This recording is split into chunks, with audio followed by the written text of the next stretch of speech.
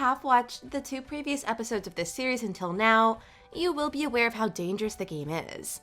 It's after the game was abolished after the terror of the players witnessing the elimination of other players in the first game.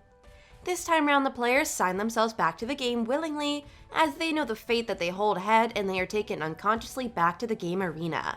Anyway, you won't believe what happened next. Welcome to Story Recap. Today I will show you a series from 2021 named Squid Game. Be aware, spoilers ahead. So sit back, relax, and enjoy.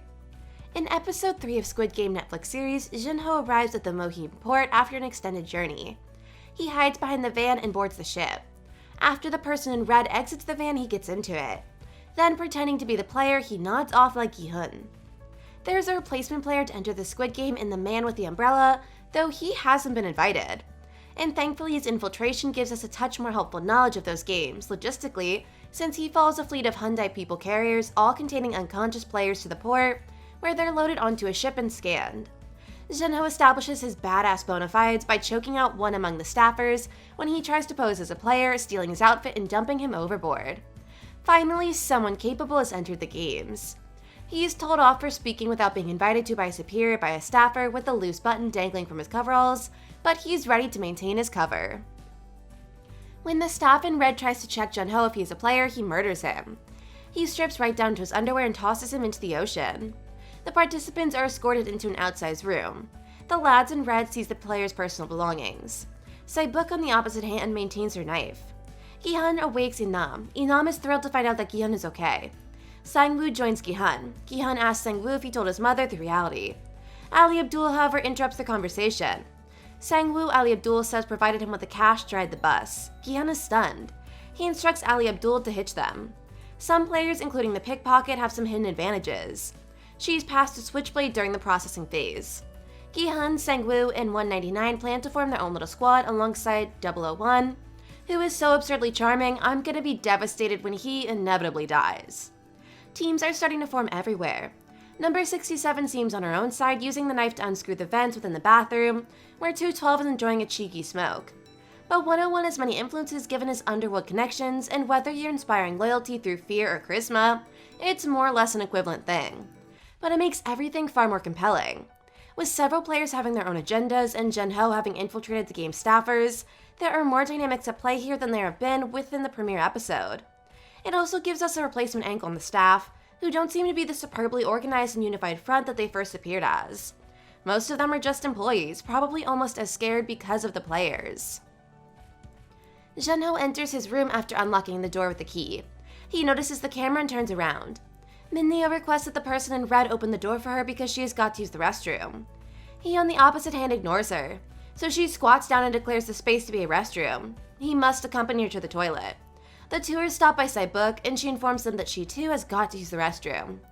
Min-neo smokes while sitting in the restroom. Min-neo is stunned when Sae-buk appears. She pulls out the knife and uses it to unlock the vent. She uses Min-neo and enters the vent.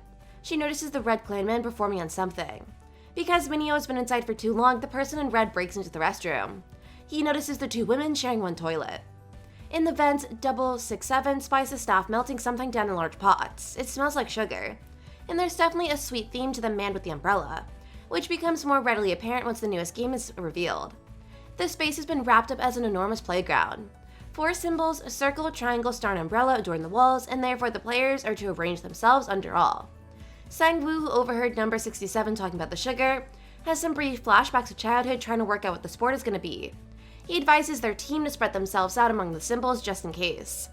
Sang-woo goes triangle, 199 circle, Gi-hun becomes the person with the umbrella, and 001 takes the star. Let the games begin. There are 4 distinct forms within the case: triangle, circle, star, and umbrella, considered the highest difficulty. Each participant must use a needle to carve out the form from the sugar honeycomb without splitting or breaking it. Some people slice the honeycomb with their tongues to thin it down and make it simpler to chop. The participants have received the sport area. The red guy instructs the participants to pick one among 4 shapes. Sang-woo recalls what Sae-buk said to him about melting sugar. He quickly recognizes the sport after seeing the 4 shapes. On the other hand, he doesn't reveal the key to Gi-hun and refuses to deal with him.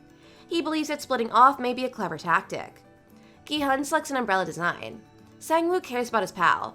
He intends to inform him of the key, but he loses his sanity. The players get the cases from the person in red. While Young-ki examines his possessions, on the note he recalls the term honeycomb. When Gi-hun sees the umbrella case, he thinks he has terrible luck. The game starts. Players who damage their shapes are eliminated one by one.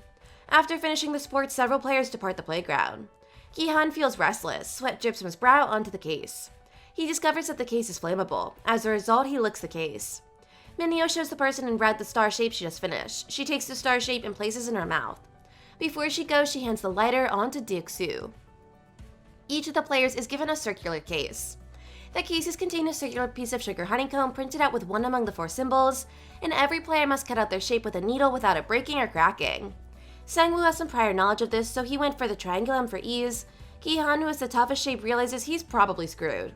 The staff keeps a watchful eye on everyone, and anyone who fails is promptly executed. After the high tension of the primary game, this seems a touch rude, but the small advantages some players have, 2 12s lighter as an example, gives it a rather different vibe. Sang-woo and number 67, both triangles, are ready to pass with no issue. 199 also makes it. Gi-hun once more goes right down to the wire. As he nervously sweats on the honeycomb, he gets a thought to melt it from the rear, thinning the outline so he can more easily remove the umbrella. A successful 212 drops her lighter for 101, but everyone else follows Gi-hun's example and starts frantically licking their honeycomb. With a second left, Gi-hun succeeds and breaks down in tears. In a desperate move, one among the unsuccessful umbrella players attacks one among the staff members, holding him hostage. He orders him to take off his mask and switch around, discovering that he's a really young man, scarcely like a kid. Seeing this, the player kills himself, then the front man within the black mask executes the staffer. He reminds everyone that if the players see who they are, then they die. I bet this job doesn't have an honest pension scheme either.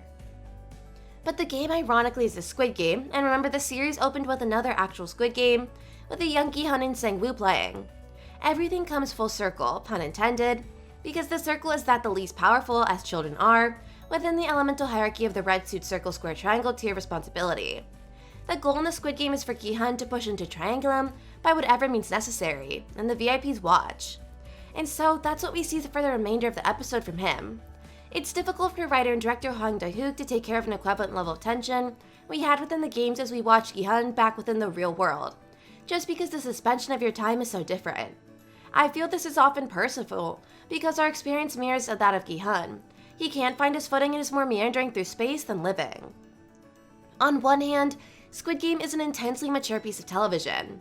It's frequently ultra-violent, occasionally frank sexually, and throughout a dark revelation of income inequality. On the contrary, it's a show meant to appeal to its viewers' twisted inner child. It's not just the games themselves, but the brightly colored, oversized playground, both metaphorically and during a few sequences literally, during which the players are forced to measure and compete. Despite a big cast, the storytelling is comparatively simple and easy, and therefore the satirical elements about the evil billionaires who come back to the game can sometimes desire how a grade schooler, particularly a child, whose teachers have exposed them to the 4 most dangerous game, gladiator fiction, etc. If you like this story, please give this video a like and subscribe to the channel. What recap do you want to see next? Let us know in the comments.